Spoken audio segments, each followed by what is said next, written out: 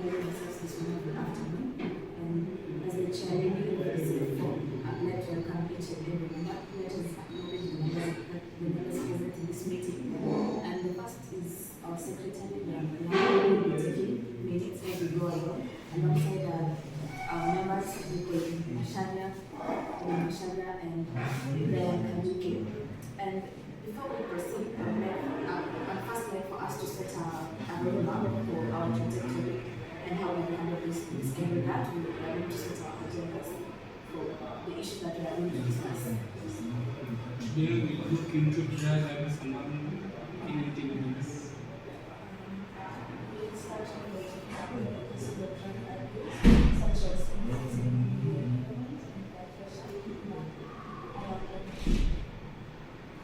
Aside from talking about the causes, we can also talk about effects of drug abuse, which you can say academic effects, you can also say the physical health effects, and you can also state the mental health effects. You can also say we have social improvements and we have government and community intervention. And is there something else you'd like to add? Any other agenda? Thank you very much. And with that in mind, let us continue to the core findings of our report on drug abuse activities in Kenya. First, we have to look at this situation and we need to understand why this is a critical situation. Now, let us look at the youth as a building that we're constructing. Now, when you're building a building, let's say you're building a mansion. When you're building a mansion and you're using cheap bricks and cracked bricks for the foundation, no matter how the roof looks, how beautiful the roof looks like, the building will collapse if the foundation is weak. Therefore, with regards to that, the youth in the society are similar to the foundation of the society. Therefore, if there is cracks in this youth foundation, and the cracks is what we are looking at, and that is the drug abuse in society. The society's future will be weak and will crumble and will eventually collapse before it even has a chance to stand. With that in mind, let us look at the prevalence of drug abuse in Kenya. Now, talking about the prevalence of drug abuse, as per our reports from NACADA and from the Ministry of Education, we have established that this is not just a minor issue. It is a public health emergency at this point, and this is why it is critical to look into it. Now, talking about how public of an emergency it is, we need to look at where it begins. This is the reason for this meeting. First of all, when you look at urban areas, the drug abuse in urban areas is where it is most prevalent. There is so much drug abuse in urban areas, and that is because of the easy access and the pressure and the effects of associating with people and where you want to fit in and everything like that. And this is what we're talking about today in this meeting. So I want to take some chance to contribute with that. So one thing I'd like to add about the prevalence is that it is so sad because it starts in primary school. Nowadays, the rate at which the beginning of where they use drugs is continuing to go lower. In the past years, people would use drugs in the university, and then it went from starting to use drugs in high school, and then using drugs in primary. And this is where now the children start to depend on drugs even before their brains develop. And the drugs they're using are very detrimental to their mental health. This is why this is a very key points that we need to look into. Now, we need to look also into the commonly used drugs so that we know where to target when we find these drugs and what to do with them. For example, the most commonly used drug is alcohol, and that is the one that is the easiest to find.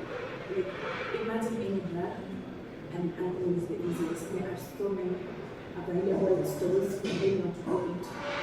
And if they do not even check the age of anything, and even if they check the age, adults contribute to this by buying these children drugs drugs that we need to use. Besides, there's also other drugs like weed, and that's bad, and weed is also another very commonly used drug, though it's not as common as alcohol. It's still common, and people have this misconception that it does not affect people, so that's why the youth tend to use it and be like, I don't drink alcohol, but I use weed because weed is less effective. Okay, so now there are other drugs that people use at the bar, and then they have drugs like cocaine, even though, and even though those are harder to find. Now with that in mind, I'm not going to take much more time from my fellow board members. I would like to welcome you and give you the floor so that you can contribute to this meeting. I believe our secretary has been taking notes. Please just take us around through of what the agenda will be.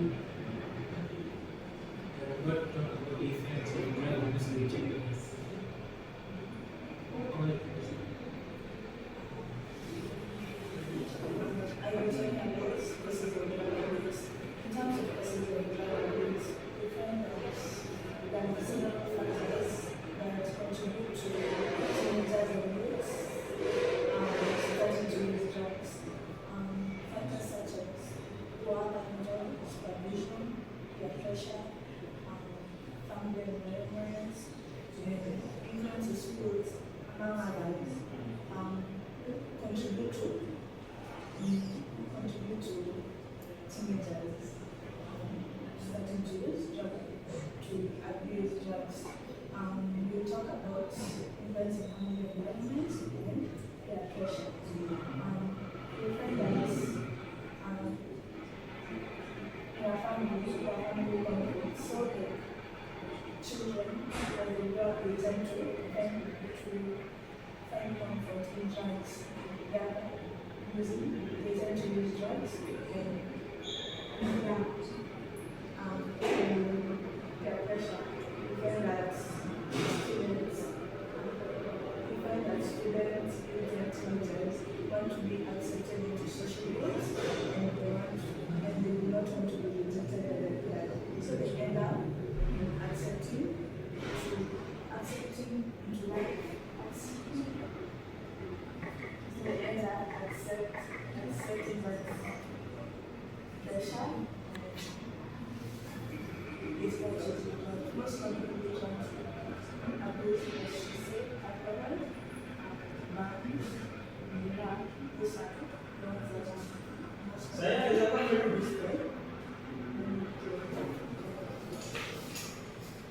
Thank you very much for your invaluable inputs. And we'd like to proceed to the next. I believe that has been covered, right? And is there anyone who wishes to add to that? I believe we have all seen the report and we're just here to discuss more about it. So the next report will be the next agenda. We'll be heading through government community information. I really want to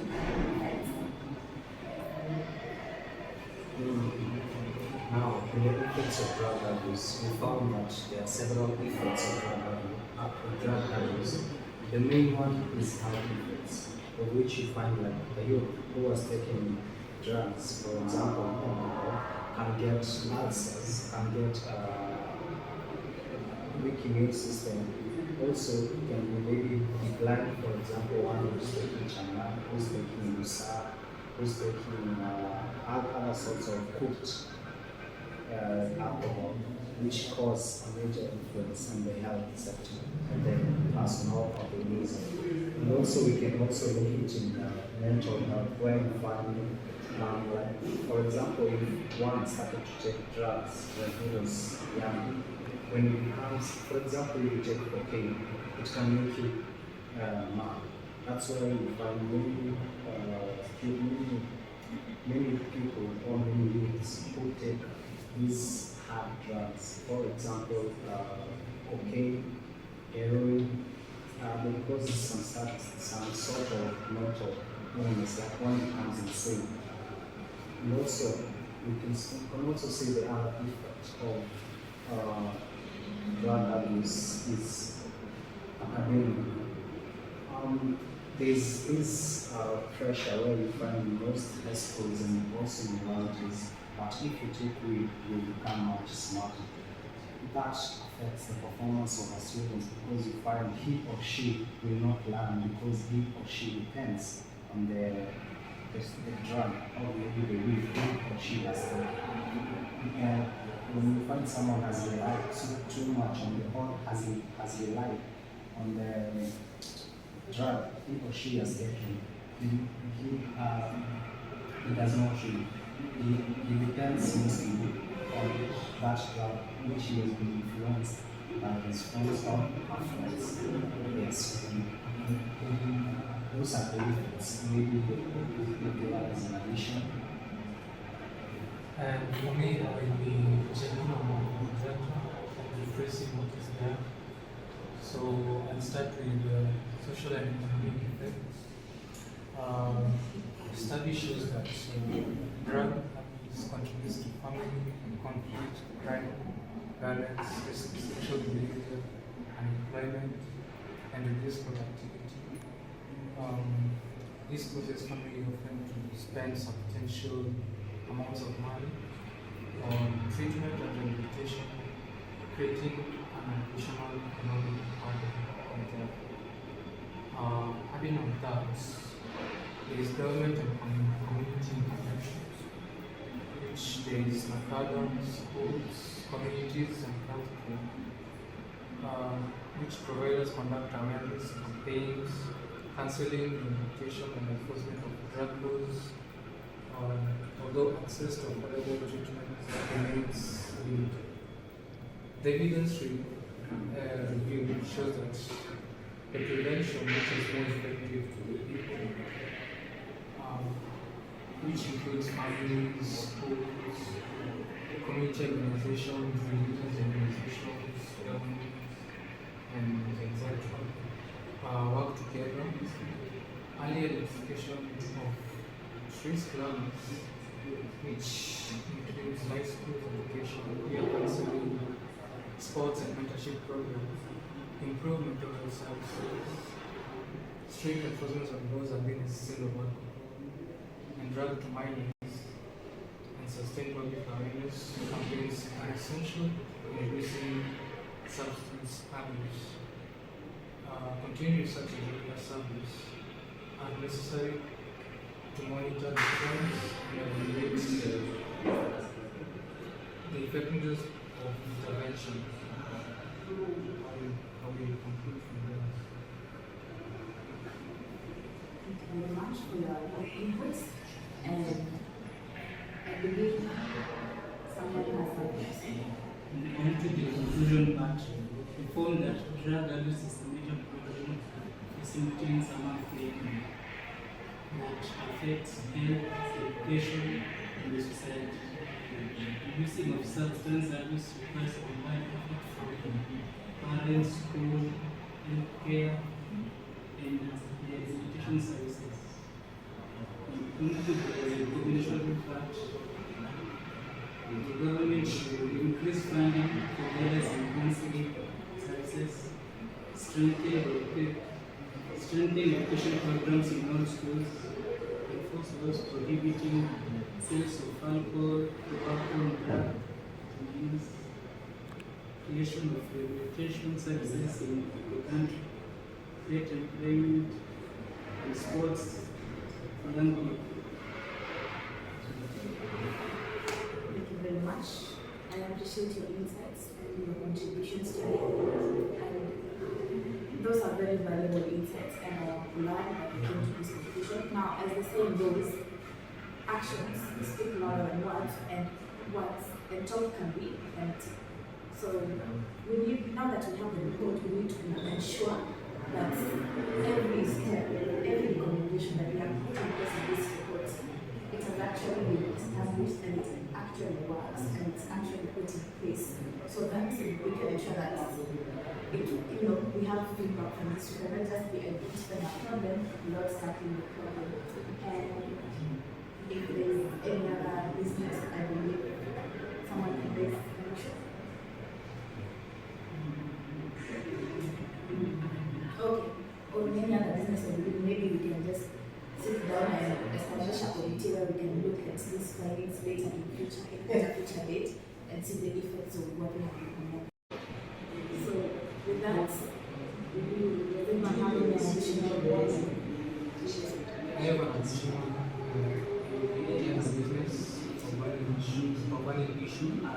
So for my point, because we are doing cybersecurity and forensics, which includes IT and computer applications, we can say that we can try and create, as all of us as a team can try to create a website where we can write all our goals, our agenda, and so also educate other people.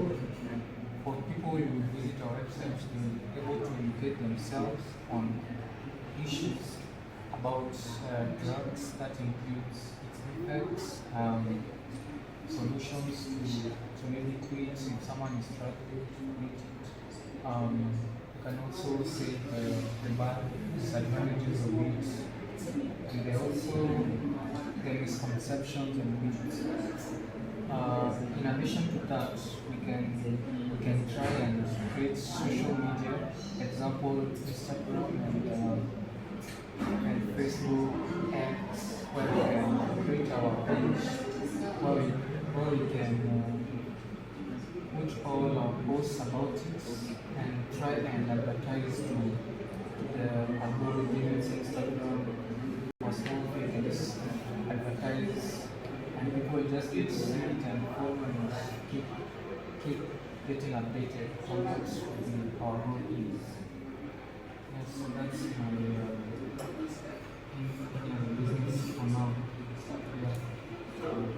And also, I think we can add a part where we can conduct seminars, where we can go, for example, in the rural areas and try to educate the youths about the effects of drugs, mostly trying to warn them and trying to show them the effects, and also trying to show them the correct way, what the correct path they can use, what they can go when they are still at their that age. And also, not only in the rural but also in the public areas, we also conduct seminars to try to educate the youths about the effects. And we can also believe a large portion can be able to hear us out and also to follow our advances. Yes.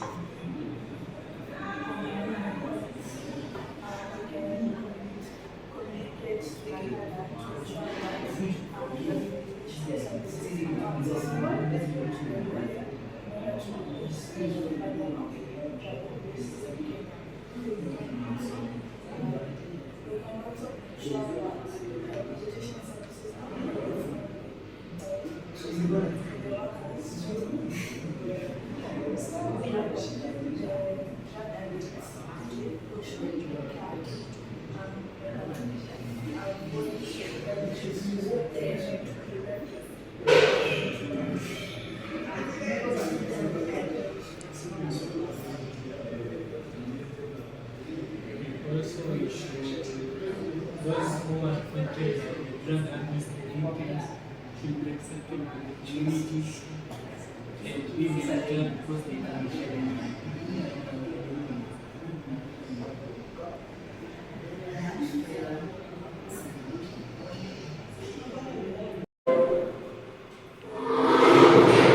Imagine where the referee gets paid to cheat so that gets the players have an advantage. That is an unfortunate situation, and people always not want situations like that. And it's always a lot of arguments and a lot of misconceptions. So when you talk about, we're going to talk about when it comes to politics, when it comes to drug abuse, we find that there's leaders who fund for drugs to be imported to let's say in our country Kenya illegally, which is a crime and it should be stopped.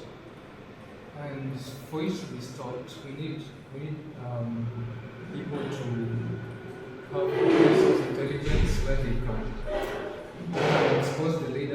and make them stop. As someone who is exposed will eventually get their network stopped by, let's say, the Nakaba people. And also, the leaders also should have like a speaker or the quote where they explain the disadvantages. That's it. Now with that, I would like to adjourn this meeting with everyone. And after this meeting, I don't know, we can meet outside and have some tea or like cakes and whatever you have. So please, thank you for being with us today.